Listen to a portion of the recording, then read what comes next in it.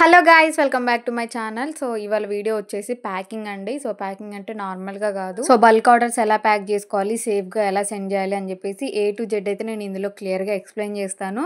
So చాలామంది రిపీటెడ్గా అడుగుతున్నారు ప్యాకింగ్ వీడియో అని చెప్పేసి. నేను ప్రీవియస్గా ప్యాకింగ్ ఎలా చేయాలనేది చాలా క్లియర్ కట్గా ఎక్స్ప్లెయిన్ చేశానండి. సో చాలామంది మళ్ళీ రిపీటెడ్గా అడుగుతున్నారు. దట్టు ఒక పాయింట్ అయితే నేను మిస్ చేశాను. ఇంకా అది అందరికీ తెలిసే ఉంటుంది కదా అనుకున్నా కానీ, ఇంకా ఈ మధ్య కామెంట్స్లో అయితే బాగా అడుగుతున్నారు. ఒక సిస్టర్ అయితే మనం అడ్రస్ రాసేటప్పుడు అసలు ఎలాగ నోట్ చేయాలి ఏంటిది అని చెప్పేసి. సో ఎక్కడ కూడా స్కిప్ చేయకండి, అది నేను క్లియర్గా మీకైతే ఎక్స్ప్లెయిన్ చేస్తాను. సో ఇప్పుడు మనం శారీ పిన్స్ అయితే ప్యాక్ చేసుకుందామండి. 100 శారీ పిన్స్ ప్లెయిన్వి ప్యాక్ చేసుకోవాలి. సో ఫస్ట్ అయితే మనకి బాక్స్ కావాలి కదా దాన్ని సెండ్ చేయడానికి. సో ప్లాస్టిక్ బాక్సెస్ యూజ్ చేసే వాళ్ళు యూజ్ చేస్తూనే ఉంటారు. సో నేనైతే ఉన్న ఐటమ్స్ని రీయూజ్ చేస్తూ ఉంటానండి. సో నేను థ్రెడ్స్ అన్నీ కూడా ఇలా బాక్సెస్లో అయితే ఉంచనండి. ఒక ప్లాస్టిక్ బాక్స్లో నీట్గా ఆర్గనైజ్ చేసుకుంటాను. నేను ఎన్ని థ్రెడ్ బాక్సెస్ వచ్చినా కూడా అన్నీ సపరేట్ చేసేసుకొని నేను థ్రెడ్స్ అన్నీ ఆర్గనైజ్ చేసుకుంటాను. ఈ బాక్సెస్ అయితే పక్కన పెట్టేస్తానండి.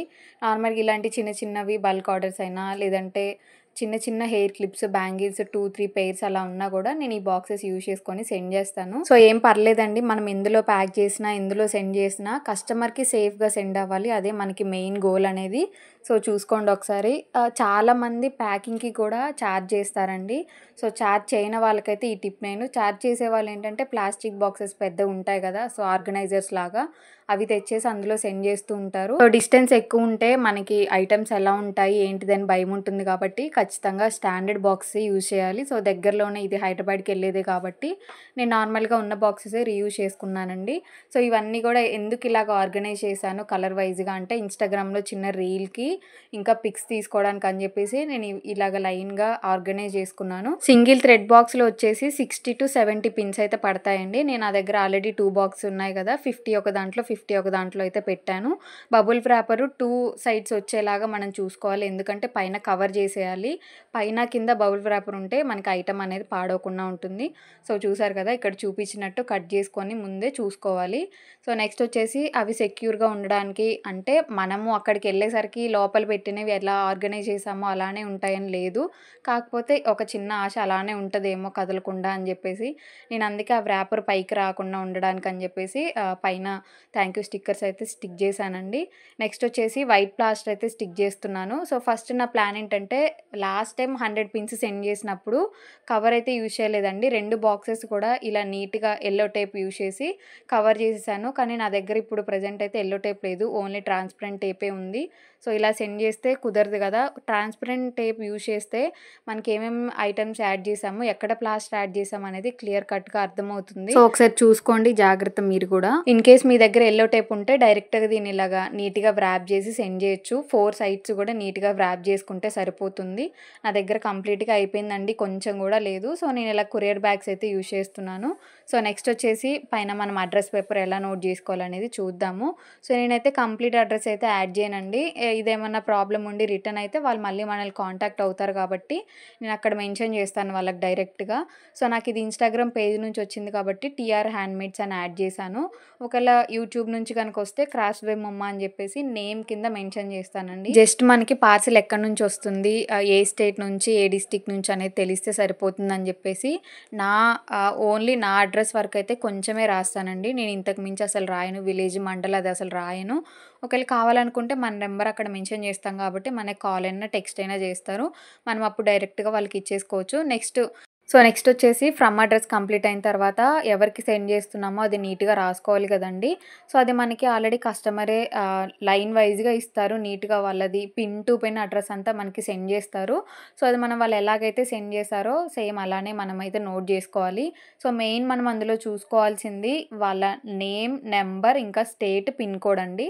సో ఇవి తెలిస్తే మనకి కొరియర్ చేయడానికి చాలా ఈజీగా ఉంటుంది. సో మన DTDC నుంచి అయినా పోస్ట్ నుంచి అయినా దేని నుంచి వేసినా మెయిన్ అయితే మనకి state, pin code, state, number, name ఇవన్నీ కంపల్సరీగా ఉండాలి. సో ఫస్ట్ ఆర్డర్ అయితే కంప్లీట్ అయిపోయింది. బల్క్ ఆర్డర్స్ అయితే నేను ఇలానే ప్యాక్ చేసుకుంటానండి. కొంచెం దూరం వెళ్ళే అట్లా అయితే కొంచెం పెద్ద బాక్సెస్, గట్టిగా ఉన్న బాక్సెస్ అలా యూజ్ చేస్తాను. అలాగని చెప్పేసి ఇది గట్టి బాక్స్ కాదా అని చెప్పేసి మీరు అనుకోవచ్చు, అది గట్టి బాక్సే. దట్టు నేను లోపల బబుల్ వ్రాపర్ ఏసా కాబట్టి దాంట్లో నుంచి నో ప్రాబ్లమ్ అండి. కొంచెం హైదరాబాద్ వరకే కాబట్టి 1 డేలో ఎళ్ళిపోతుంది. ఇంక అందులో ఏమీ ప్రాబ్లమ్ ఉండదు. నెక్స్ట్ వచ్చేసి ఇంకొక ఆర్డర్ అయితే మనం ప్యాక్ చేద్దాము. 3D ఫ్లవర్స్ ఉన్న బ్యాంగిల్స్ అండి. మన పేజ్‌లో అయితే బెస్ట్ సెల్లర్స్ ఇవైతే. లాస్ట్ టైం నేను దీని మీద టెస్ట్ కూడా చేశా. 3D ఫ్లవర్స్ ఉన్నాయి కదా! అవి వాటర్ పడితే పోతాయేమో అని చెప్పేసి చాలామంది కన్‌ఫ్యూజన్‌లో ఉన్నారు. సో, ఈ బ్యాంగిల్స్‌కి నేను వాటర్ టెస్ట్ కూడా చేశానండి. 1 మినిట్ వరకు వాటర్‌లోనే ఉంచా. కుందన్స్ అన్నీ కూడా గట్టిగానే ప్రెస్ చేశా. అసలు ఒక్కటి కూడా ఊడిపోలేదు. సో, ఒకసారి చూసుకోండి. ఎవరైనా మేక్ చేసే వాళ్ళైనా కూడా కొంచెం డ్రై అయ్యేంత వరకు మంచి గమ్స్ యూజ్ చేసి కంప్లీట్‌గా డ్రై అయ్యేంత వరకు ఉంచాలి. నెక్స్ట్ వచ్చేసి ముందే మనం వాళ్ళకి ఇన్ఫార్మ్ చేయాలండి. వాటర్‌లో పెట్టొద్దు అని చెప్పేసి. అది ఊడినా, ఊడిపోకపోయినా కూడా మనం ముందే ఒక చిన్న హింట్ ఇస్తే వాళ్ళు ఉంచకుండా రెగ్యులర్‌గా వాడే బ్యాంగిల్స్ లాగా చేయకుండా ఉంటారు కదా! సో, ఒక చిన్న పాయింట్ అయితే వాళ్ళకి ముందే ఇన్ఫార్మ్ చేయండి.